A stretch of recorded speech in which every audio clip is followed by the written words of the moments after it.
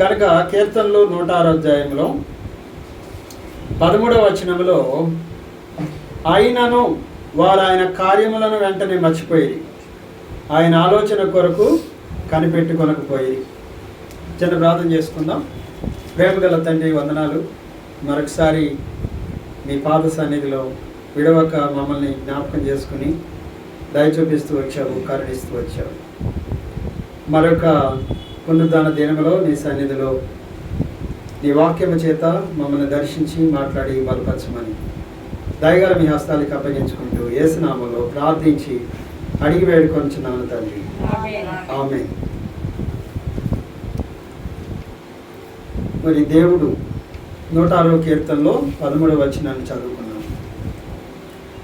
అయినను వారు ఆయన కార్యములను వెంటనే మర్చిపోయి ఆయన ఆలోచన కొరకు కనిపెట్టుకొనకపోయి. అయినను అంటే ఏం జరిగింది? అంతకుముందు దేవుడు వాళ్ళ పక్షంగా ఎన్నో కార్యాలు చేశాడు. అయినప్పటికీ వాళ్ళు ఎలా ఉన్నారు? తొందరగా ఆయన కార్యాలని మర్చిపోయారు. రెండవది, అసలు దేవుని ఆలోచన ఏంటనేది వాళ్ళు కనిపెట్టుకోలేదు. వెంటనే ఎప్పుడైతే దేవుడి దగ్గర నుంచి ఆపద వచ్చిందో వెంటనే దేవుడు మాకేం చేశాడు, ఏం చేశాడండి ఆయన అన్నట్లుగా ఉండిపోయారు. అంటే అంతకుముందు చేసిన వాటన్నిటిని మర్చిపోయారు. అయినను అన్నాడు. చూడండి, అక్కడ పైన మనం చూసినట్లయితే, ఎర్ర సముద్రమును గద్దెప్పగా అది ఆరిపోయాను. 9వ వచనంలో, మైదానం మీద నడిచినట్లు వారిని అగాధ జలముల్లో నుంచి నడిపించారు. ఏం చూశారు వాళ్ళు? ఎర్ర సముద్రం 2 పాయలు అయిపోవటం చూశారు. ఆరిన నేల మీద, మామూలు నేల మీద నడిచినట్టు నడిచారు. ఎలా మర్చిపోగలం? బహుశా ప్రపంచ చరిత్రలో ఎప్పుడైనా అలా జరిగి ఉంటుందా? కానీ ఎంత తొందరగా మర్చిపోయాడు మనిషి. రెండవది, వారి పగవారి చేతిలో నుండి వారిని రక్షించాను, శత్రువుల చేతిలో నుండి వారిని విమోచించాను. ఏం చేశాడు దేవుడు? పగవారి చేతిలో నుంచి రక్షించాడు, శత్రువుల చేతిలో నుండి వారిని విమోచించాడు. కనుక ఎన్ని చేశాడు దేవుడు? అవునా? ఆయన ఉన్న ఏదో మాట్లాడని దేవుడా? లేకపోతే ఏ కార్యం చేయకుండానే ఊరినే వెళ్ళి ఒక దండం పెట్టుకుని వచ్చేసేటువంటి వాడా? కాదు. ఎవరైనా మాట్లాడే దేవుడు, కార్యములు చేసే దేవుడు, ప్రార్థన చేసినప్పుడు దానికి జవాబిచ్చే దేవుడు, నేనున్నాను అనే విషయాన్ని మనకి ఎల్లప్పుడూ తెలియజేస్తూ మనతో కూడా ఉండేటువంటి దేవుడు. కనుక అలాంటి దేవుడు ఏం చేశాడు? ఇక్కడ మనం చూసినప్పుడు ఆయన అంటున్నాడు, లేఖన భాగంలో ఏమైనా రాయబడింది అంటే, ఆయనను ఇన్ని కార్యములు చేసిన దేవుణ్ణి వాళ్ళంటే ఏం చేశారు? వెంటనే మర్చిపోయారు. రెండవది, ఆయన ఆలోచన ఏంటనేది కనిపెట్టుకోలేదంట. ఆయన ఆలోచన ఏంటి, అసలు దేవుని ఆలోచన ఏంటి అనేది వాళ్ళంట కనిపెట్టుకోలేదు. అంతేగా? కనుక ఏంటంటే మనిషి విశ్వాస జీవితంలో నేర్చుకోవలసినటువంటి ఒక సత్యం ఏంటంటే, ఏంటా సత్యము? నా జీవితం పట్ల దేవుని యొక్క ఆలోచన ఎలా ఉందో దాన్ని మనం తెలుసుకుంటూ మన యాత్రా జీవితాన్ని కొనసాగించవలసినటువంటి వారు.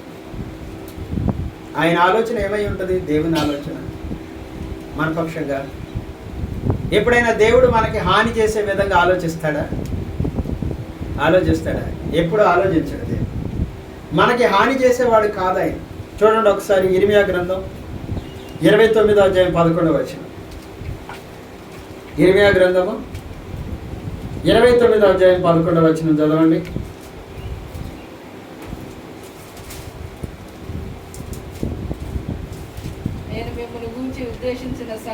నేను మిమ్మల్ని గూర్చి ఉద్దేశించిన సంగతులు నేను ఎరుగుదును.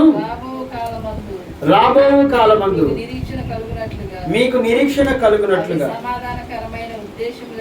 అవి సమాధానకరమైన ఉద్దేశాలే గాని హానికరమైనవి కావు. అంటే దేవుని ఆలోచనలు అంట ఎలాంటి అంట మీకు నిరీక్షణ కలుగునట్లు మన పట్ల దేవుని ఆలోచనలన్నీ ఎలాంటి అంట అవి సమాధానకరమైనవి అంట. అంటే మీకు మీ జీవితంలో సమాధానాన్ని కలిగించేవే కానీ హాని కలిగించేవి కాదు. దేవుని ఆలోచనలన్నీ కూడా ఏమై ఉన్నాయంట మన పక్షంగా సమాధానకరమైనవి, అవి హానికరమైనవి ఎంత మాత్రము కాదు. కనుక మనం దేనికోసం కనిపెట్టుకోవాలి అంటే ఆయన ఆలోచన ఏమై ఉంటుంది అనే దానికోసం కనిపెట్టుకోవాల్సిన వారు. కానీ అంటే వాళ్ళు ఏం చేయలేదంట, అసలు ఆయన ఆలోచన తీసి పక్కన పడేయండి, మనకు ఇప్పుడు ఏంటి ఇదే వాళ్ళ ఆలోచన. ఇప్పుడేంటి ఇప్పుడు నాకు ఆపద వచ్చింది, దేవుడు ఏం చేశాడు, ఇప్పుడు నాకు అవసరం వచ్చింది, దేవుడు ఏం చేశాడు, ఇదేనంట ఆలోచన. ఇలాగుంటుంది. అందుకే మన ఆత్మీయ జీవితంలో మనం ఎలా ఉంటాం చెప్పండి, పడతా ఉంటాము, లేస్తూ ఉంటాము, అవునా, నెమ్మదిని పోగొట్టుకుంటూ ఉంటాము, మన ఆలోచనలన్నీ చెదిరిపోతూ ఉంటాయి, భయపడుతూ ఉంటాము. ఇలాగే ఆత్మీయ జీవితం అనుకుంటాం. కారణం ఏంటో తెలుసా, నా పట్ల ఆయన ఈ కార్యం విషయంలో దేవుని ఆలోచన ఏంటనేది మనము కనిపెట్టుకునేటువంటి అలవాటు అనేది మనకి లేదు. మరి దేవుడు ఇంతకుముందు నీ జీవితంలో ఎన్ని గొప్ప కార్యాలు చేశాడో కూడా మర్చిపోతాం చాలా తొందరగా. అందుకే దేవుని దగ్గర మనకి ఒక స్థిరమైనటువంటి స్థానాన్ని మనం సంపాదించుకోలేము. ఒక స్థిరమైన స్థానాన్ని ఇందాక మనం ఆరాధనలో చూసాం కదా, నా వీటిని నేను నమ్ముకోను ప్రభువా, నా కత్తి నన్ను రక్షింపజాలదు. మనిషి దేన్ని నమ్ముకుంటాడు, ఈ రెండింటిని నమ్ముకుంటాడు. ఆ రెండింటి మీద ఉన్నంత నమ్మకం దేవుని మీద ఉండదు. అయ్యా నాకు కావాల్సినంత ఉంది, ఈడు చూడపోతే ఏంటయ్యా ఇంకోళ్ళు చూస్తారా అన్నట్టుంటాం. ఈ చూడపోతే ఏంటయ్యా, అవునా, నాకు కావాల్సినంత ఉంది అని చెప్పని అంటుంటాను. ఏది నమ్ముకోదగింది కాదు, గుర్తుపెట్టుకోండి. ఏది కూడా నమ్ముకోదగింది కాదు, ఏది నమ్మదగింది కాదు. భూమి మీద నమ్మదగినటువంటి దేవుడు ఒక్కడే, ఆయన నమ్ముకుంటే చాలు. కనుక ఏంటంటే మరి దేవుడు తన లేఖన భాగంలో రాయించాడు, వాళ్ళు చాలా త్వరగా మర్చిపోయారు. ఎన్ని కార్యములు దేవుడు ఎన్ని గొప్ప కార్యములు చేసినప్పటికి కూడా పాత బాటనన్నిటినీ చాలా త్వరగా మర్చిపోయేటువంటి వాడు. మర్చిపోయి ఎలా ఉంటాడు, ఆయన ఆలోచన ఏంటి అనేది కూడా నాకు అనవసరం, దేవుని ఆలోచన ఏంటి అనేది నాకు అనవసరం, ఇప్పుడు దేవుడు నాకేం చేశాడు అనే దాని గురించే ఆలోచించి నెమ్మదిగా ఏమైపోతాం, మనం దేవునికి దూరం అయిపోతాం, దేవునికి దూరస్తులుగా మారిపోతాం. అంతేగా. ఇప్పుడు ఒక తండ్రి నాన్న బైక్ ఇవ్వు, నేను సెంటర్కి వెళ్ళి వస్తున్నాడే, వద్దు వద్దు అన్నాడు అనుకోండి, ఏమనుకుంటాడు, మా నాన్న చాలా కఠినుడు అండి, అవునా, ఆయన అసలు కనీసం నాకు కొంచెం సరదా కూడా తీర్చడు అనుకుంటాం. కానీ ఆయన ఆలోచన ఏంటి అనేది ఆలోచిస్తాడా? మా నాన్న ఆలోచన ఏంటి, ఎందుకు ఇవ్వలేదు నాకంటే, ఈడు లేనిపోయింది ఎక్కడ పడ్డాడు అనుకో, ఇప్పుడు లేనిపోయింది తలనొప్పి రాదు కదా వీడికి అని చెప్పని ఆలోచించి ఆ తండ్రి ఆలోచన ఏంటి అనేది ఆలోచించడు. ఏమనుకుంటాడు, అస్సలు మా నాన్న అండి ఏది ఇవ్వడం, ఒకసారి బండి ఇవ్వు నాన్న అంటే అసలు ఇవ్వడండి. ఎందుకంటే వీడి సంగతి ఆ నాన్నకి బాగా తెలుసు, బయట వాళ్ళకి ఎవరికి తెలియదు. వీడు ఎంత స్పీడ్ వెళ్తాడో తెలుసు, వీడు ఎలా తోలుతాడో కూడా తెలుసు, మాట వినడానికి కూడా తెలుసు. కానీ ఎవరు కనిపెట్టుకుంటారు, ఆలోచిస్తారు. అలా ఆలోచిస్తే ఎలా ఉంటాడు ఆ కుర్రాడు, తన తండ్రి మాటకు సంపూర్ణ విధేయత చూపించిన వాడిగా ఉంటాడు. అరే మా నాన్న నా సంగతి తెలుసు, మా నాన్నకి అందుకే ఇవ్వడు నాకంటాడు. అవునా? అప్పుడు మేము చర్చిలో ఉన్నప్పుడు మా పాస్టర్ గారు బైక్ కొనుక్కున్నాడు. కొత్త బైక్ కొనుక్కున్నాడు. కొత్త బైక్ కొనుక్కుంటే చర్చిలో కూర్చోవాలి. కనుక ఏంటంటే ఆయన బైక్ కొనుక్కున్నాడు, కొత్త బైక్ అన్నమాట. మేము చాలామంది ఉండడం, 10-15 మంది యవనస్తులు. ఎవరికి పెళ్ళిళ్ళు కాలే మాకు. అప్పుడు చర్చిలో ఎక్కువ మంది ఉండేవాడు, పద్దాకా అక్కడే ఉండేవాడు. ఒక ఇద్దరికి, ఒక ఆయనకి బైక్ ఇచ్చి ఆయన వెళ్ళి ఇది పట్టరమని చెప్పి పంపించాడు. వచ్చినాక ఏమంటున్నాడో తెలుసా? చూసావా, నాకు అన్న బైక్ ఇచ్చాడు అంటే నేను మంచిగా తోలుతానని నాకు ఇచ్చాడని మా దగ్గర గర్వంగా చెప్పుకుంటున్నాడు. మీకు ఇవ్వలేదు, నాకు ఇచ్చాడు. మరి అప్పుడే చిన్న వయసులో అలాగే అనిపిస్తామంట. నాకు ఇచ్చాడు చూసావా అన్న బైక్, నన్ను వేసుకెళ్ళమన్నాడు, అన్న తీసుకురమ్మన్నాడు అని. చిన్నప్పుడు అలాగే ఉంటుంది. కనుక ఏంటంటే ఆయన ఆలోచన కొరకు, అంటే ఆయన ఏ ఆలోచన తెచ్చాడో మనకు తెలియదు, కానీ ఆయన వెళ్ళామన్నాడు. మిగిలిన వాళ్ళని వెళ్ళమని చెప్పలా, మాకు ఎప్పుడు ఇవ్వాల. అంటే ఏదో ఆలోచన ఉంది ఆయనకి, అంతేగా. ఏ ఆలోచన లేకుండా ఇవ్వలేదు, ఏదో ఆలోచన ఉంది, ఇచ్చాడు. అంటే ఈ కుర్రాడు మంచిగా వెళ్తాడను, లేకపోతే నెమ్మదిగా వెళ్తాడను, జాగ్రత్త పడడను. అవునా? ఒక్కొక్కరి మీద ఒక అభిప్రాయం పడిపోతుంది తెలుసా. ఎక్కడ మనం చూసే ఒక 4 రోజులు స్నేహం చేస్తే వాళ్ళ మీద మనకు ఒక అభిప్రాయము ఏర్పడదు. కనుక ఏంటంటే ఆ అభిప్రాయమే స్థిరమైపోద్ది వాళ్ళకి. మనం కూడా ఏం చేస్తామో తెలుసా, అదే కరెక్ట్ అన్నట్టుగా వాళ్ళ జీవితంలో దాన్ని స్థిరపరిచేస్తాం. అది మంచిదైనా చెడ్డదైనా మన ప్రవర్తన ద్వారానే అది వాళ్ళ మనసులో స్థిరమైపోతుంది. మన ప్రవర్తన ద్వారా వాళ్ళు గమనిస్తారు అని చెప్పారు. కనుక ఏంటంటే చాలా మార్లు నేను కొత్తగా చర్చికి వెళ్ళినప్పుడు పాస్టర్ గారి ఇంట్లోకి వెళ్ళాలంటే కొద్దిగా బిడియంగా వెళ్ళామండి, తొందరగా వెళ్ళామండి గబగబా లోపల. అది ఎవరు గమనించారు? పాస్టర్ గారు వాళ్ళ అమ్మగారు గమనించారు. కొత్తగా వచ్చిన కుర్రాడు ఉన్నాడు చూసావా నాన్న, చాలా లోపలికి రావాలంటే కొంచెం ఆలోచించి వస్తాడు అని చెప్పి ఆమెకు ఒక అభిప్రాయం కలిగింది. ఆ తర్వాత ఏం చేశారంటే నాకు అందులో ఒక అమ్మాయిని పెళ్లి చేయాలనుకున్నారు కుర్రాడు. మంచి చర్చిలో చాలామందిని ప్రపోజ్ చేశారనమాట. లోపలికి వెళ్ళాలంటే చాలా ఆలోచించి గబాన్ని వెళ్ళడు, అలా మంచి ఉండాలి కదా. గబాన్ని లోపలికి వెళ్తే ఆ ఇంట్లో మరి ఆ పాస్టమ్మ గారు లేకపోతే ఆ పిల్లలు ఎవరో ఉంటారు కదా అని ఆలోచన అది ఉండేది నాకు. త్వరపడి వెళ్ళామండి కదా. కనుక ఏంటంటే దేవుడు మనపక్షంగా ఆయన ఆలోచనలన్నీ ఎల్లప్పుడూ కూడా ఎలా ఉంటాయి అంటే క్షేమకరమైనవిగా ఉంటాయి. ఆయన చెప్తూ వచ్చాడు ఎర్మియా గ్రంథం. కనుక ఇప్పుడు మనం ఆయన ఆలోచన కొరకు కనిపెట్టుకోవటం అనేది క్షేమమా, మన ఆలోచన చొప్పున నడవటం అనేది క్షేమమా? మన ఆలోచన చొప్పున నడిచి ఏమైపోయాము? చాలా నష్టాలు తెచ్చిపెట్టుకున్నాం. బోళ్ళని చెప్పలేనని తెచ్చిపెట్టుకున్నాం మన ఆలోచన అనుసరించి నడిచి. అవి మనకి ఇంకా అర్థమై ఉండదు. అయ్యయ్యో, నా సొంత ఆలోచన చొప్పున వెళ్ళి ఇంతగా నష్టపోయాను, ఎంతగా ఇబ్బంది పడ్డాను అనే ఆలోచన మనకి రాదు. కష్టం వచ్చినప్పుడు మనం ఏం ఆలోచించాలి, ఎందుకు ఇలా జరిగింది అన్నప్పుడు మనకు అర్థమవుతుంది, నేను దేవుని కోసం కనిపెట్టుకోలేదు. 44వ కీర్తన చదవండి ఒకసారి. 44వ కీర్తనలో 40 అనుకుంటాను, చూడండి ఒకసారి. 40వ కీర్తన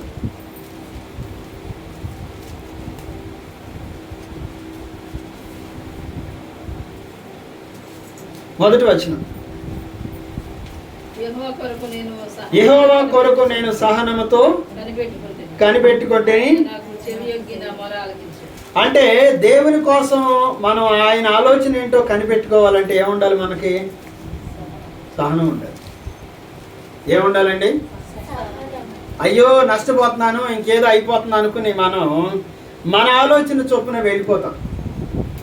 కానీ దావీదు కీర్తన 40వ కీర్తనలో అంటున్నాడు, సహనంతో కనిపెట్టుకున్నాను నేను.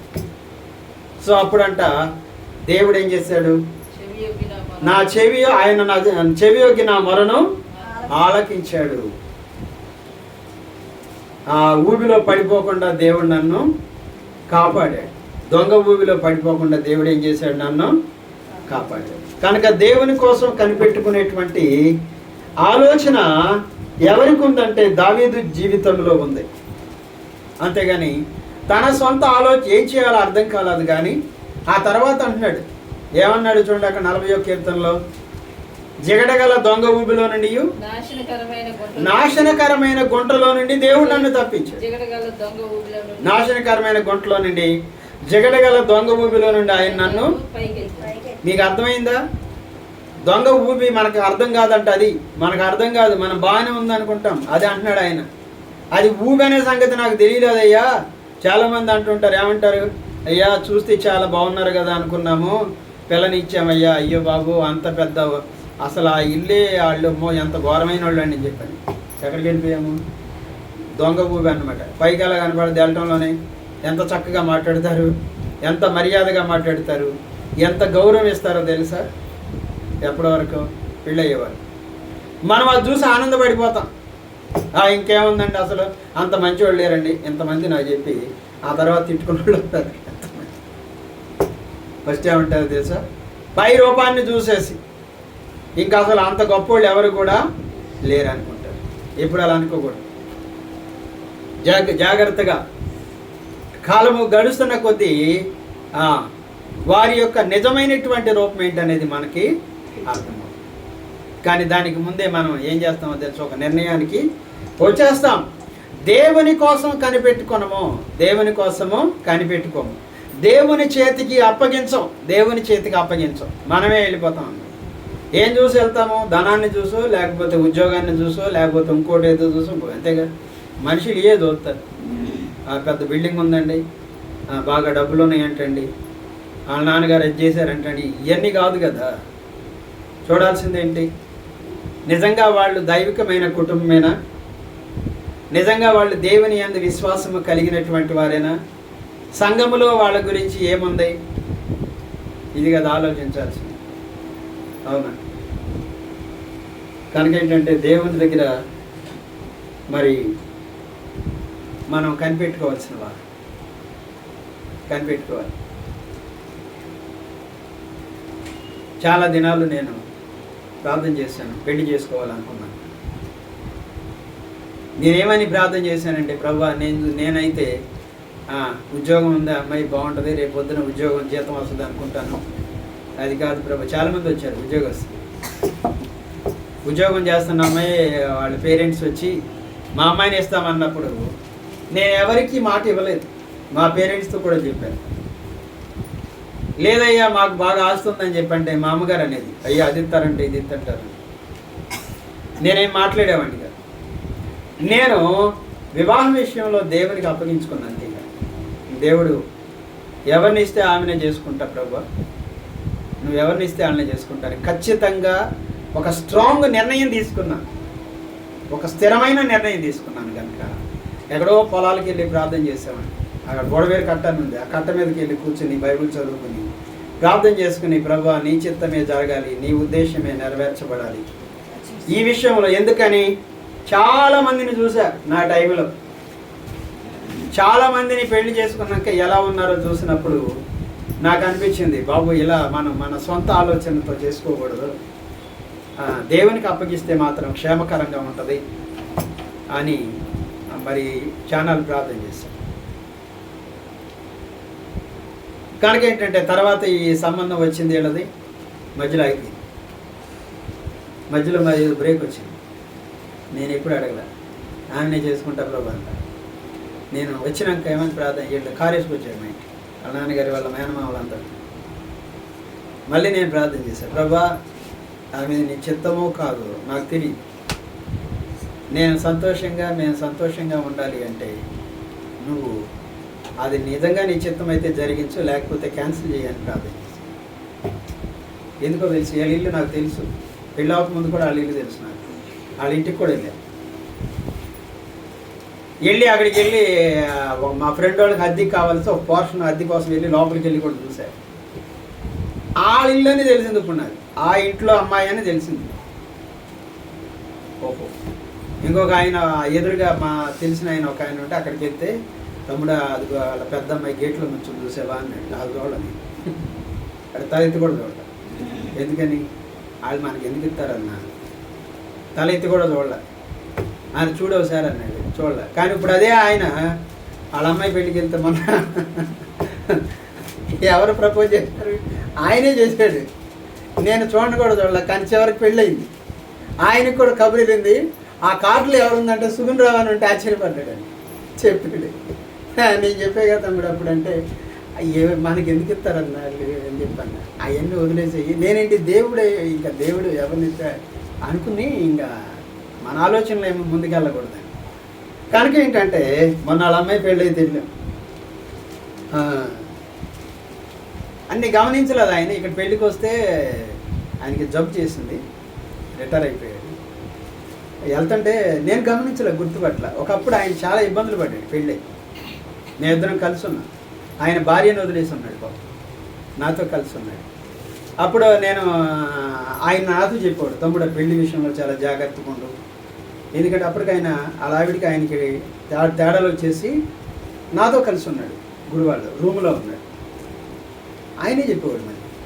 కనుక ఏంటంటే మనము దేవుని చేతికి ఎవరికి అప్పగించుకోవాలి?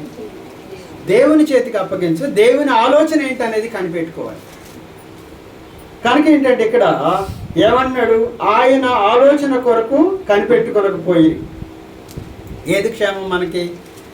దేవుని కోసం కనిపెట్టుకోవడమే క్షేమం మనకి. ఆయన చేతికి అప్పగించటం అనేది క్షేమము. ఆయన ఒక్కడే నీ భవిష్యత్తును నిర్ణయించగలిగిన వాడు. మన భవిష్యత్తుని, మన సమస్తాన్ని ఎరిగిన దేవుడు ఆయన ఒక్కడే. కానీ వాళ్ళంటే ఏం చేశారు? త్వరగా మర్చిపోయారు. ఆయనను అన్నారు. ఆయనను అంటే ఏంటన్నమాట, అప్పటికే దేవుడు ఎన్నో కార్యాలు చేశాడు. ఆయనను ఆయన కార్యములను వెంటనే మర్చిపోయి ఆయన ఆలోచన కొరకు కనిపెట్టుకున్నాం. కనుక ఆయన ఆలోచనలన్నీ ఏమై ఉన్నాయని చదువుకున్నాం. ఇర్మీయా గ్రంథం 29:11 అవి క్షేమకరమైనవి, సమాధానకరమైనవి, శాంతిని కలిగించేవే. అందుకే ఎప్పుడు కూడా మన ఆలోచనతో చూసేసి అబ్బా ఎంత కుటుంబం అండి, చాలా గొప్ప కుటుంబం అనుకోమాకు. తెలియదు మనకి ఎవరు ఏంటో మనకు అర్థం కాదు. మన ఊరినే అనుకుంటూ ఉంటాం. వాళ్ళ మర్యాదలు చూసి ఇంకా గొప్ప మర్యాదలు చేస్తారు. మనం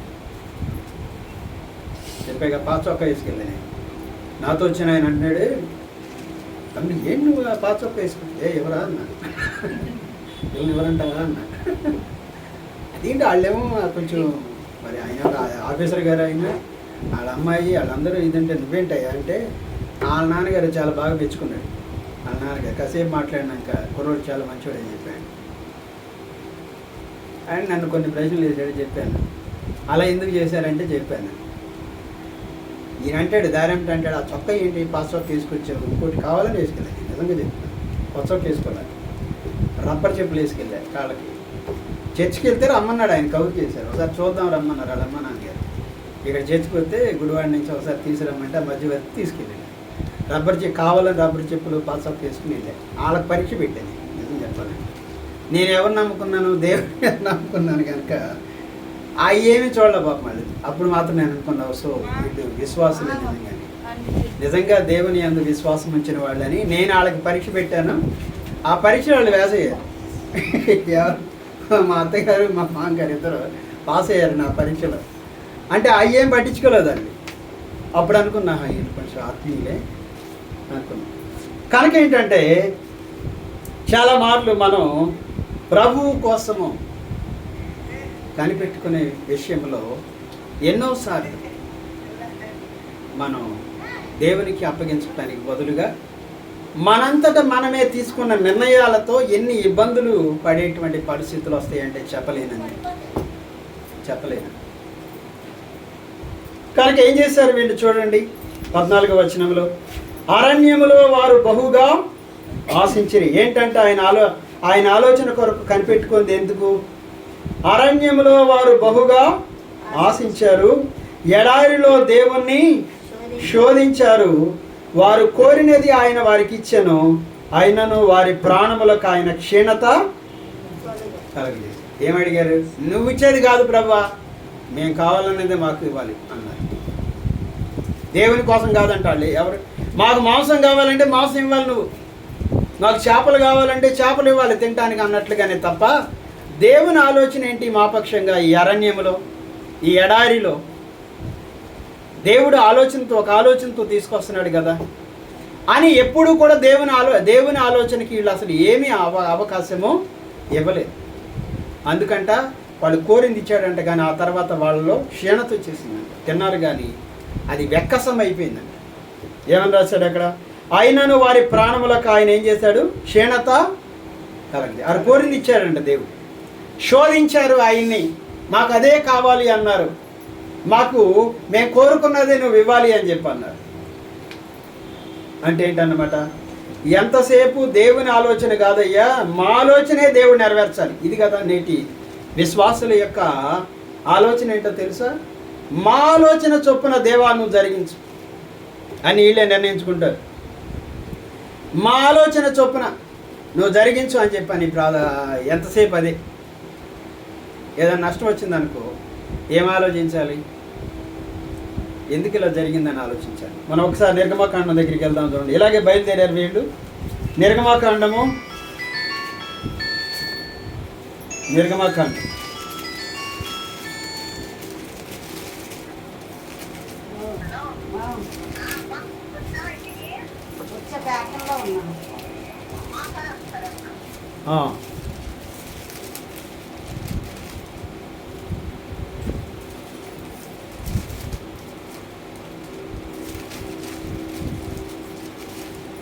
ఎర్ర సముద్రాన్ని దాటి వాళ్ళు ముందుకు వస్తారు.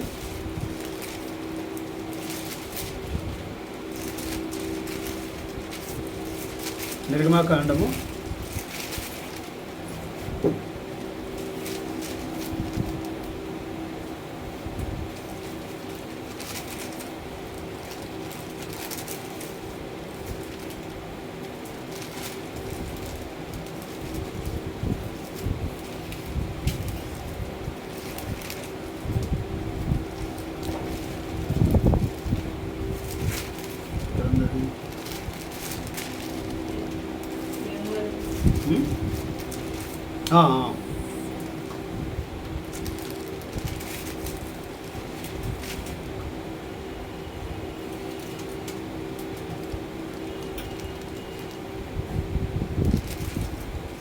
15వ అధ్యాయం రండి.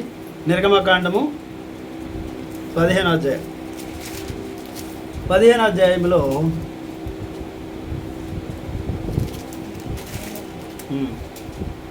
22-23 చదవండి. నిర్గమకాండము 15వ అధ్యాయము 22-23. మోషే ఎర్ర సముద్రము నుండి జనులను సాగజేయగా వారు షూరు అరణ్యములోనికి వెళ్ళి దానిలో 3 దినములు నడిచిరి.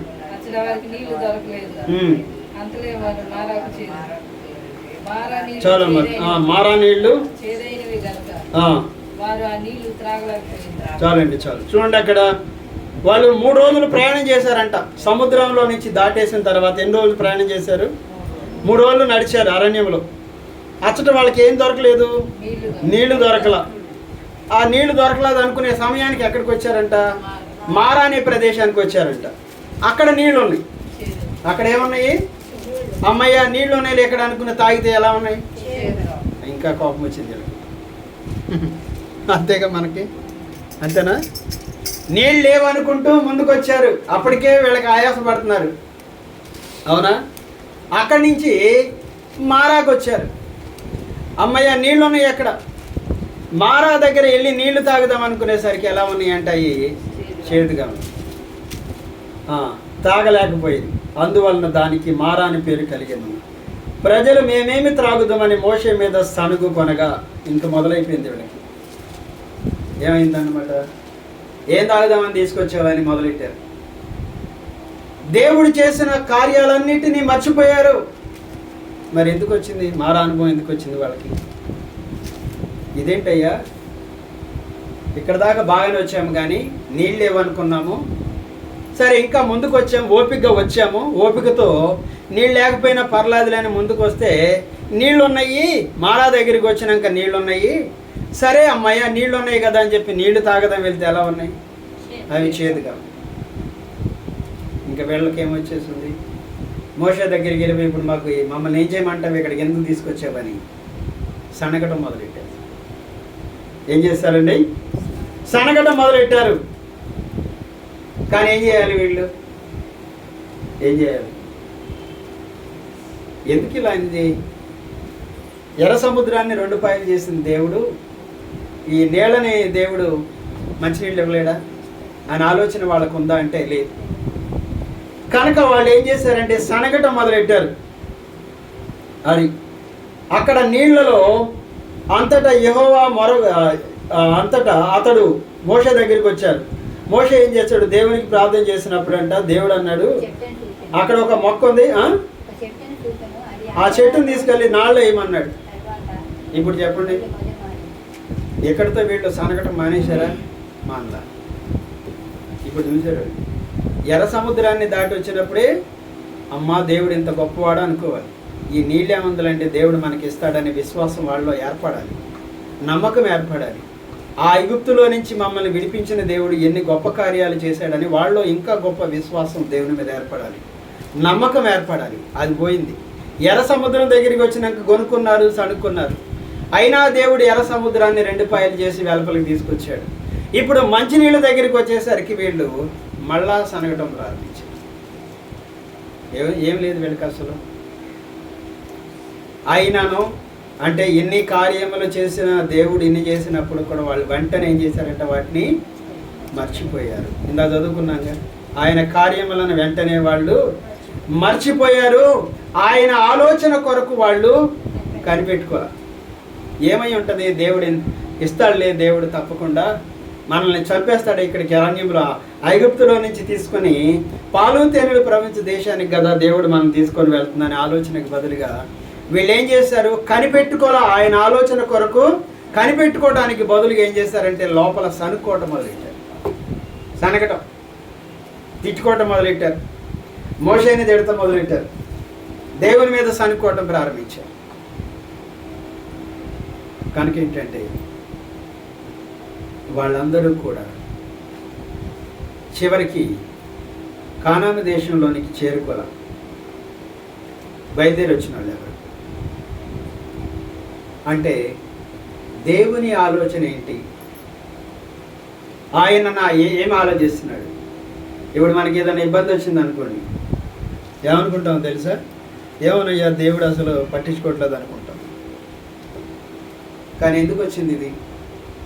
దేవునికి తెలియకుండానే వచ్చిందా? లేదు, దేవునికి తెలుసు. కష్టం వచ్చింది, ఇబ్బంది వచ్చింది. ఎవరికి తెలుసు ఇది? దేవునికి తెలిసే వచ్చింది ఇది. కనుక ఆయన తెలియకుండా ఎందుకు వస్తుంది? ఆయన కోసమే నేను కనిపెట్టుకొని ఉంటాను, ఆయన కోసమే నేను ఎదురు చూస్తాను. ఆయన ఒక్కడే నన్ను మరల ఎక్కడికి తీసుకొని వెళ్ళగలడు, క్షేమకరమైనటువంటి స్థలానికి తీసుకొని వెళ్ళగలిగినటువంటి దేవుడని విశ్వాసానికి బదులుగా మనకేమొస్తుందంటే లోపల ఏమొస్తుంది? అసహనం వచ్చేస్తుంది. ఏంటోనండి దేవుడు మా పట్ల దయ చూపించలేదు, ఇంకా దేవుడు ఇలాగే ఉంటాడేమో అనుకుని. అవునా? వాడు సరుకున్నాక ఆ సమస్య ఎంత తొందరగా పరిష్కారం అయిందో తెలుసా? ఎంత తొందరగా అయింది. సనుక్కున్నారు, కొనుక్కున్నారు. అవునా?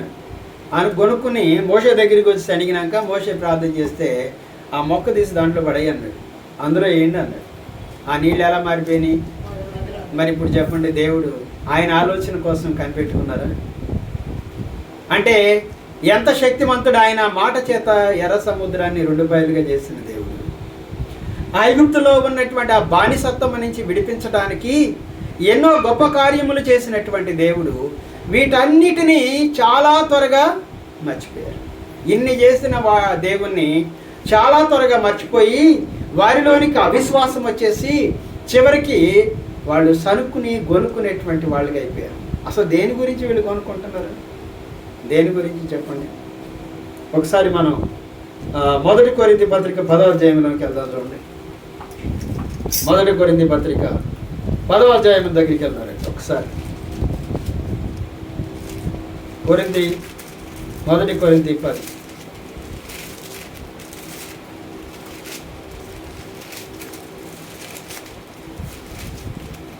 తీసారా? మొదటి కొరింథీ పత్రిక 10వ అధ్యాయం. ఏమా తీసారా? 5వ వచనం. అయితే వారిలో ఎక్కువ మంది దేవునికి ఇష్టలుగా ఉండకపోయారు గనుక అరణ్యంలో ఎలా ఉన్నారంట వీళ్ళు? దేవునికి ఇష్టలుగా లేరంట. వారిలో ఎక్కువ మంది ఎలా ఉన్నారు అంటే, కొద్దిమంది దేవుని యందు విశ్వాసం ఉంచి పర్లేదులే దేవుడు మనకి అన్నీ ఇస్తాడు, ఇన్ని చేసిన దేవుడు మనల్ని విడిపించకుండా ఉంటాడు అనేటువంటి విశ్వాసంతో ఉన్నారంట. కానీ వారిలో ఎక్కువ మంది ఎలా ఉన్నారంట? దేవునికి ఇష్టలుగా లేరు. అంటే ఏంటన్నమాట? దేవుడు చేసిన వాటన్నిటినీ ఎప్పటికప్పుడు మర్చిపోవటం, కొత్తవి దేవుడు మా పక్షంగా చేయాలి, మేము కోరుకున్నట్లే చేయాలి, మేము ఆలోచించినట్లుగానే దేవుడు చేయాలి తప్ప అదొకటే వాళ్ళ ఆలోచన. అంతేగాని దేవుని ఆలోచన కొరకు కనిపెట్టుకునేటువంటి వారు లేరు. దేవుడికి ఒక ఆలోచన ఉంటుంది తెలుసా మన పట్ల? ఎప్పుడైనా అనుకుందాం? అసలు నా ఆలోచన చొప్పునే దేవుడు చేయాలనుకుంటాం, కానీ మన పట్ల దేవునికి ఒక ఆలోచన ఉంది. ఆలోచన చొప్పున నడిపించాలనుకుంటాడు దేవుడు, అంతేగాని మన ఆలోచన చొప్పున నడిపించాలనుకోడు. అవి మనకి ఎలా ఉంటాయి అంటే కొద్ది కష్టంగానే ఉంటాయి. ఎలా ఉంటాయి చెప్పండి? కష్టంగానే ఉంటాయి. అయ్యా దేవా, నిన్ను నమ్ముకున్నాను, ఎంతో చక్కగా నన్ను రక్షించావు, నీ సన్నిధిలో గడిపాను, నన్ను అందరూ చాలా మంచివాళ్ళు అనుకుంటే ఒక గయ్యాళ అత్తగారు ఉన్నాయి, అత్తగారు ఇంటికి పంపిస్తాడు దేవుడు. అక్కడ కదా నిజమైన పరీక్ష మనకి. ఇప్పుడు దాకా ఎవరు బయట వాళ్ళందరూ ఏమంటారు? అసలు కుర్రాడు చాలా మంచివాడు అంటే, ఇంటి దగ్గర తల దించుకుంటే మళ్ళీ కాలేజీకి వెళ్ళినాక ఎత్తాడు అంటారు. అవునా? ఎంత మంచివాడు అంటారు ఊళ్ళో అందరూ. అంతే కదా, లేరా? అలా ఇచ్చిన వాళ్ళేగా పెళ్లి చేసిన వాళ్ళందరూ చాలామంది అసలు చాలా మంచివాడు అండి, అంత మంచి కుర్రాడు ఎవరు లేడండి అని చెప్తారు. తర్వాత కానీ తెలుస్తుంది నిజంగా. అవునా? కనుక లోకంలో ఉన్న వాళ్ళందరి దృష్టిలో మనం ఎలా కనిపిస్తాము అంటే చాలా మంచి వాళ్ళకి కనిపిస్తాం, వాళ్ళకి తెలియదు. కనుక దేవుడు నమ్ముకున్న తర్వాత అసలు ఎంత తగ్గించుకుంటాడండి, ఎంత చక్కగా పనికి చదువుకున్నాడు, ఎంత చక్కగా పైకి వచ్చాడంటే మన ఆలోచనలు ఎక్కడికి వెళ్ళిపోయాయంటే అసలు అంత మంచివాడు ఎవరు లేరు. కానీ ఎక్కడికి పంపించాడు దేవుడు మనల్ని? కదిలితే మెల్లి తిట్టే అత్తగారు ఉన్నారు మన అవునా? లేకపోతే మామగారు ఉన్నారు, కదిలితే మెల్లితే తిట్టే మామగారు ఉన్నారు. ఇప్పుడు కదా నిజమైన పరీక్ష అనేది. అంటే దేవుని ఆలోచన ఏంటన్నమాట? దేవుని ఆలోచన ఏంటంటే ఇప్పటిదాకా మనల్ని ఎరగని వాళ్ళందరూ కూడా మన మంచివాడు అంటే మన మీద మనకు ఒక అంచనా వచ్చేస్తుంది. ఏమొచ్చేస్తుంది? అసలు నా అంత మంచివాడు ఎవరు లేరు. భార్యాభర్తల మధ్య గొడవలు ఇవే ఉంటాయి ఎక్కువ. ఏమంటారు? అసలు నా గురించి నువ్వు అనేది మా ఊరిలో అడుగు అంటారు. ఏమంటారు? మా ఊరిలో అడుగు నా గురించి ఏం చెప్తారో తెలుసు? అసలు అన్నీ ఫస్టే నేను అసలు నా అంత మంచివాడు లేడు అంటారు. కాదు, ఎక్కడ నీ మంచితనం బయటికి రావాల్సింది? ఇప్పుడు ఇక్కడ నిజమైన విశ్వాసం బయటికి రావాల్సింది. ఇక్కడ దేవుడు ఎందుకయ్యా నిన్ని కష్టాల్లోనికి పంపించాడు అనుకుంటామా? అనుకోమా? చెప్పండి. ఇదేంటి నేను ఎంత నీ మంచితనం అనేది ఎక్కడ కదా అసలు బయటపడాల్సింది ఇక్కడ. దేవుడు అందుకే అక్కడ తీసుకొచ్చాడు. అందరూ మంచివాళ్ళు అంటే తబ్బిబ్బైపోయి చాలామంది వెళ్ళి గోతులో పడ్డవాళ్ళు ఉన్నారు వాళ్ళంతమంది. ఇంకా అసలు నా అంత మంచివాళ్ళు లేడంటే చివరికి ఎంతమంది అంటే చెప్పలేనంత మందిని చూశాను నేను ఆత్మీయ గోళ్ళంతమంది. కనుక ఈ మధ్య ఒక తమ్ముడు కలిశాడు, చిన్నప్పుడు మాతో కలిసి చర్చిలో ఉండేవాడు. వాళ్ళిద్దరు పెళ్ళయి ఇప్పటికి ఎన్ని సంవత్సరాలు తెలుసా? 20 ఏళ్ళు. ఆ ఒక్కది అక్కడ ఉంటుంది, ఈయన ఒక్కడ ఇక్కడ ఉంటున్నాడు. అడిగాను అన్న ఏమైంది తమ్ముడు అంటే, అన్న నేను ఎన్నిసార్లు వెళ్ళినా రానంటుంది అన్న, మళ్ళీ పిల్లలకి ఇంటర్మీడియట్కి వచ్చింది, మరి ఆ పిల్లని ఏం చేద్దాం అనుకుంటున్నా అమ్మాయి అన్న. నువ్వు తెలుసా అన్న? తెలుసు అన్న, పిల్లకి కూడా తెలుసు నేను. అయినా సరే కానీ అదేంటయ్యా నాకు అర్థం కాదు అన్న. ఎవరి ఆలోచన చొప్పున జరిగింది పెళ్ళి తెలియదు, అంతేగా. ఏం చూసి పెళ్ళి చేసుకున్నా? అమ్మాయి టీచర్ జాబ్, ఇతనికి జాబు లేదు. అదొక కారణమై ఉండొచ్చు. ఆ అమ్మాయి అలా ఉండటానికి కారణం ఏంటి? ఆమెకేమో డబ్బులు అవసరం, ఈయన ఇచ్చివ్వాల్సిన అవసరము లేదు. ఈమె ఆయనకి ఇవ్వాలి. బహుశా ఈ తేడా ఉంటుంది నేను అనుకున్నాను. అవునా? కనుక ఏంటంటే ఇప్పుడు ఏమైపోయిందంటే 20 ఏళ్ళు దాదాపు వాళ్ళిద్దరు, ఆ పిల్ల చిన్నదై పెరిగి పెద్ద 20 ఏళ్ళు వచ్చినాయి. అయినా సరే ఇప్పటికి కూడా ఒకడే ఉన్నాడు. బాధేసింది. మాతో పాటు ఉండేవాడు, మాకంటే చిన్నోడు. చర్చిలో ఎప్పుడు మేమందరం అక్కడ ఉండేవాళ్ళం. మాకంటే చిన్నోడు, అన్న అని పిలిచేవాడు. ఇప్పుడు ఆయన కూడా జుట్టు మెరిసిపోయి పెద్దోడు అయిపోయాడు. మొన్న పెళ్ళికి వెళ్తే కైపులు అక్కడ కూడా కనపడ్డాడు, ఒక్కడే ఉన్నాడు. బాధేస్తున్నాడు. కారణం ఏంటంటే మనము దేవునిలో సాగిపోతున్న కొద్దీ మనము ఎవరికి అప్పగించుకోవాలి? దేవునికి అప్పగించుకోవాలి. కనుక దేవునికి అప్పగించుకున్నా సరే మనకి సమస్యలు రావంటే వస్తాయి. మరి వాటిని ఎవరు జయించాలి? దేవుని సహాయంతో మనము ఎలా జయిస్తామనేది దేవుని ఆలోచన. ఎవరి సహాయంతో జయించాలి? దేవుని సహాయంతోనే జయించాలి. ఈ పరిస్థితులన్నిటినీ జయించడానికి నిజంగా మనలో మంచి వాళ్ళమా కాదనేది, నీ ఆలోచన సరైందా కాదనేది అప్పుడే కదా బయటకు వచ్చేది. అప్పుడే బయటకు వచ్చేది. కనుక వెళ్ళినప్పుడు ఆ ఇంటిలో పరిస్థితులన్నీ కూడా వ్యతిరేకంగా ఉన్నప్పుడు కలవరపడిపోతాం.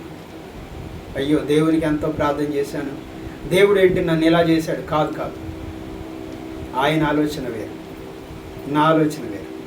నేనేమనుకున్నాను, నేను చాలా మంచివాడిని కనుక నా భార్య మంచిదై ఉంటుంది, మా అత్తగారు మంచివాళ్ళు అయి ఉంటారు, మా మామగారు మంచివాళ్ళు అయి ఉంటారు, అసలు అలాంటి ఇల్లు ఇంకోటి ఉండవు, అందుకే దేవుడు నన్ను అక్కడ పంపించాడు అనుకుంటాను.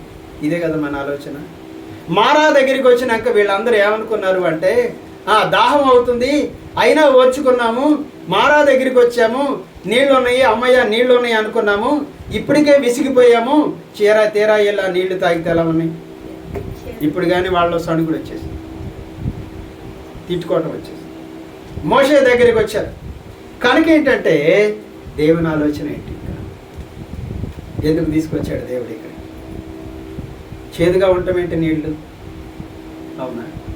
అంటే ఎన్నాళ్ళు మనం ఆత్మీయ జీవితంలో సాగిపోయిన ఇంకా చిన్నపిల్లలాగానే ఇంకా ముందుకెళ్ళే కొద్దీ చిరాకు పడిపోయే వాళ్ళంగా ఇంకా చిన్నపిల్లలాగానే ఉంటున్నాం. ఎన్నో నేర్చుకోవాల్సిన వాళ్ళు, ఎన్నో పాఠాలు దేవుడు మనకి నేర్పించాలనుకున్నాడు. ఆయన ఆలోచన చొప్పున మనం నడిపించాలనుకున్నాడు. మనం ఎంతో తగ్గించుకునే వారంగా మనలో ఒక మంచి లక్షణాన్ని దేవుడు అలవాటు చేయాలనుకున్నాడు. కానీ అది మనకి ఎలా ఉంది? ముళ్ళు గుచ్చుకున్నట్టుగా ఉంది. మనకి అవమానకరంగా ఉంది, బాధగా ఉంది, కష్టంగా ఉంది, తట్టుకోలేనట్టుగా ఉంది. కనుక ఇది ఎవరి ఆలోచన? నిజమైన నీలో ఉన్న నిజమైన విశ్వాసానికి ఒక పరీక్ష ఇదే. నిజమైన విశ్వాసానికి ఒక పరీక్ష. ఎప్పుడైనా ఆలోచించామా? కనుక ఏంటంటే ఈ మధ్యాహ్నకాల సమయంలో ఎందుకు వాళ్ళు దేవునికి ఇన్ని గొప్ప కార్యములు చూసిన వాళ్ళు పాలు తేనెలు ప్రపంచ దేశంలోనికి మాత్రం వెళ్ళాల? ఎక్కడికి వెళ్ళలేదండి? ఎక్కడికి బయలుదేరారు వీళ్ళు? పాలు తేనెలు ప్రపంచ దేశానికి బయలుదేరారు, కానీ అక్కడికి వెళ్ళాల. దేవుని ఆలోచన కోసం ఒక్క నిమిషం, ఒక్క విషయంలో కూడా ఎందుకు ఈ కష్టం వచ్చింది, దేవుడు నన్ను ఎందుకు ఇక్కడికి పంపించాడు, నేను ఈ పరిస్థితులు ఎందుకున్నాను, ఈ అవమానాల మధ్యలో నుంచి దేవుడు ఎందుకు నన్ను నడిపిస్తున్నాడు, ఈ బాధాకరమైన పరిస్థితిలో నుంచి దేవుడు ఎందుకు నన్ను నడిపిస్తున్నాడు అనే ఆలోచనకు బదులుగా ఏంటోనండి దేవుడు నన్ను ఎప్పుడు కూడా అసలు మనసులో ఎప్పుడు ఆందోళన, భయమే ఉందండి నాకు, అసలు దేవుని నమ్ముకున్న కంటే అన్ని కష్టాలు అనుకుంటాము. కానీ దేవునికి కూడా ఒక ఆలోచన ఉంది నా పట్ల అని అనుకోము ఎప్పుడు కూడా. అందుకే పౌలు గారు రాశారు, చూడండి, నేను ముగిస్తాను, ఇంకా చాలా ఉంది కానీ చూడండి. వారిలో ఎక్కువ మంది దేవునికి ఇష్టలుగా ఉండకపోయిన కనుక అరణ్యంలో వారు ఏమయ్యారంట? సంహరింపబడిరి. ఏమయ్యారంట? 6వ వచనం కూడా చదవండి. వారు ఆశించిన ప్రకారము మనము చెడ్డ వాటిని ఆశించకూడనట్లు ఈ సంగతులు మనకి దృష్టాంతములుగా ఉన్నాయి. ఏటిని ఆశించకూడదంట? చెడ్డ వాటిని. వాళ్ళు అదే ఆశించారు, చెడ్డ వాటిని ఆశించకుండానట్లు ఈ సంగతులన్నీ మనకు ఒక గుర్తుగా ఉన్నాయంట. చెడ్డ వాటిని ఆశించకూడదని చెప్పారు. ఎందుకంటే ఏం తిన్నారు చూడండి, 7వ వచనం చదవండి. జనులు తినుటకును త్రాగుటకును కూర్చుండి ఆడుటకు లేచిరని వ్రాయబడి. ఎందుకంట? దేవుడు ఎత్తున్నాడుగా, తింటాం, తర్వాత కూర్చుంటాం, లేకపోతే ఆడుకోవడం. ఎప్పుడైనా చూడండి ఊరినే వస్తుందంటే అది అయిపోయేదాకా ఈయన బయటికి లేవడం. అవును కదా, చెప్పండి, మనమేనంతే. అది మొత్తం అయిపోయినాం కానీ అప్పుడు అమ్మయ్య లేచి కాస్త ఒళ్ళు వంగాలంటే కష్టమైపోతూ ఉంటుంది. మనిషి నేచర్ అంతే, స్వభావం అంతే. విశ్వాస జీవితంలో ఇక్కడ పౌలు గారు రాస్తున్నాడు, జనులు తినుటకును త్రాగుటకును కూర్చుండి ఆడుటకు లేచిరని వ్రాయబడింది. వారిలో కొందరి వలె మీరు విగ్రహారాధికులై ఉండకుడి, మీరు మరియు వారి వలె మనము ఇక తర్వాత ఏమొచ్చినాయి వీళ్ళకి? ఏమంటే డబ్బులు బాగుంటే ఇన్ని దొరాలబాట్లు అని వస్తాయి తెలుసా? ఏం పని చేయకుండా డబ్బులు వస్తే వాడికి లెక్కలేనన్ని దొరాలబాట్లు వస్తాయి, గుర్తుపెట్టుకోండి. వాడికి తెలియదు ఎలా వచ్చింది ఈ డబ్బులు. మా నాన్న ఎంత కష్టపడ్డాడో తెలియదు. అయ్యగా వాళ్ళ చాలా గొడవలు కుటుంబాల్లో. తండ్రి కష్టపడితే వీడు మొత్తం పాడు చేస్తామంటే ఆ తండ్రికి బాధ వేసి అసలు వీడికి ఇవ్వద్దని అంటాడు. ఇవ్వకూడదండి వీడికి అని చెప్పి అంటాడు. ఎందుకంటే దాని వెనకాల ఉన్న కష్టం ఏంటో ఆయనకి తెలుసు. అవునా? కనుక వీళ్ళకి ఏమైందంటే దేవుడు ఇస్తున్నప్పుడు వాళ్ళు ఏం చేశారు? విగ్రహారాధికులు అయ్యారు, వ్యభిచారకులు అయ్యారు. అవునా? దేవుణ్ణి శోధించే వాళ్ళుగా మారిపోయారు. ఊరినే వస్తుంది కదా. అందుకే మరి పౌలు గారు రాశారు, మనకి దృష్టాంతములుగా ఈ సంగతులు ఉండటం కోసమే దేవుడు రాయించాడు. చూడండి అక్కడ, వారిలో కొందరు శోధించి సర్పముల వల్ల నశించిరి, మీరు సణుగకుడి, వారిలో కొందరు సణిగి సంహారకుని చేత నశించిరి. ఈ సంగతులు దృష్టాంతములుగా వారికి సంభవించి యుగాంతమందున్న మనకి బుద్ధి కలుగుటకై వ్రాయబడిన. యుగాంతమందున్న మనకి బుద్ధి కలగటానికై రాయబడి. కనుక మనం దేవుని ఆలోచన ఏంటనేది ఆలోచించే వాళ్ళంగా, దేవునికి అవకాశం ఇచ్చే వాళ్ళంగా ఉంటే ఆయన ఆలోచనలన్నీ మన పక్షంగా ఏమై ఉన్నాయి చెప్పండి? సమాధానకరమైనవి, సంతోషాన్ని కలిగించేవే తప్ప హానికరమైనవి ఎంత మాత్రమో కాదు.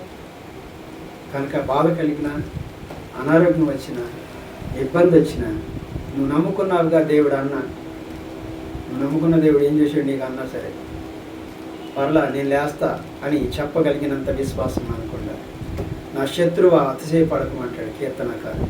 నేను పడినను తిరిగి మరలా లేస్తా. అది విశ్వాసం. అవమానించే వాళ్ళు ఏమంటారు? దేవుని ఎరగని వాళ్ళు అంటారు, నువ్వు దేవుని నమ్ముకున్నావుగా నీకెందుకు వచ్చింది అలా అన్నారు, నువ్వెందుకు పడిపోయావు, చెప్తున్నావు నాకు అంటారు. అయినా లేస్తా నేను, దేవుడు నన్ను విడిచిపెట్టాడు. అవునా?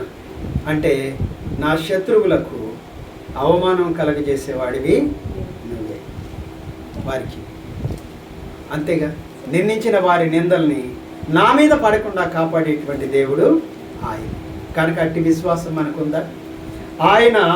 మనం ఆయన కోసం కనిపెట్టుకోవాలి. ఆయన ఆలోచన ఏంటనేది కనిపెట్టుకోవాలి. కానీ అమ్మయ్య నన్ను తీసుకొచ్చి దేవుడు ఇక్కడ పెట్టాడండి, ఎన్ని కష్టాలు పడుతున్నానంటే ఎప్పుడు అనుకోలేదు. దావీదు అట్లా అనుకున్నాడా? రెండు ప్రభు రాజుగా అభిషేకించానన్న వారణ్యంలో ఒంటరివాడిని అయిపోయి ఎప్పుడు చచ్చిపోతానో తెలియనట్లుగా పారిపోవాల్సి వస్తుంది ఏంటయ్యా అని అనుకోలేదు దావీదు. ఎప్పుడు అనుకున్నాడా? అనుకోలే. ఆయన ఆలోచన కోసం కనిపెట్టుకున్నాడు అంతే. చివరికి ఎక్కడికి వచ్చాడు? సింహాసనానికి వచ్చాడు. యోసేపు అనుకున్నాడా? కనుక ఇప్పుడు మన ఆలోచనలే దేవుడు నా ఆలోచన నెరవేర్చాలనుకుంటాం కాదు, దేవుని ఆలోచన నెరవేర్చే వాళ్ళగా ఉండాలి. అప్పుడే అదే మనకి క్షేమము, అదే మనకి. ఒకవేళ అవమానం వచ్చినా, నిందొచ్చినా, నా శత్రువ అతిశయపడ నాకు, నేను మరలా తిరిగి లేస్తాను, లేపుతాడు దేవుడు. అట్టి విశ్వాసము కలిగిన వాళ్ళంగా మనము ఉండాలి. ఎప్పుడు అలా ఉండగలమంటే దేవుని ఆలోచన కొరకు మనము, నీ ఆలోచన ఏంటో ప్రభు జరిగించిన ఆలోచన అయితే బురద ఏమన్నాడు దావీదు? జిగటగల దొంగ ఊబిలో నుండి, నాశనకరమైన గుంటలో నుండి ఆయన నన్ను తప్పించాను. ఎలాగూ? యెహోవా కోసము నేను సహనముతో కనిపెట్టుకున్నాను. ఇంత బాధ వచ్చింది, అయినప్పటికీ సహనంతో దేవుని కోసం కనిపెట్టుకున్నాను కనుక ఆయన నాశనకరమైన గుంట నుండి, జిగటగల దొంగ భూమి నుండి ఆయన నన్ను తప్పించాడు. కానీ మనకైతే ఎలా ఉన్నాం ఆలోచించండి. ఎప్పుడైనా డబ్బులు కనిపిస్తే మన ఆలోచనలు ఎంత మారిపోతాయి. అవునా? కనుక ఏంటంటే ప్రభు ఆలోచనే మన జీవితంలో మనకి క్షేమాన్ని ఇస్తుంది, సమాధానాన్ని ఇస్తుంది, నెమ్మదిస్తుంది. అందుకోసమే క్రీస్తు ప్రభు మన కోసము భూమి మీదకి వచ్చి ఆయన తన ప్రాణమును సిలువలో బలిగా అర్పించి ఆయన తిరిగి లేచాడు. ఆయన ఆలోచనలన్నీ మన పక్షంగా ఏమైనాయంటే ఏమైనాయి చెప్పండి? సమాధానకరమైనవి, అవి హానికరమైనవి కాదు. నమ్ముకొనదగిన సహాయకుడు ఆయన ఎన్నడూ విడిచిపెట్టాడు. శత్రువుల ఎదుట నీకు భోజనమును సిద్ధపరిచే దేవుడు. ప్రార్థన చేస్తాం.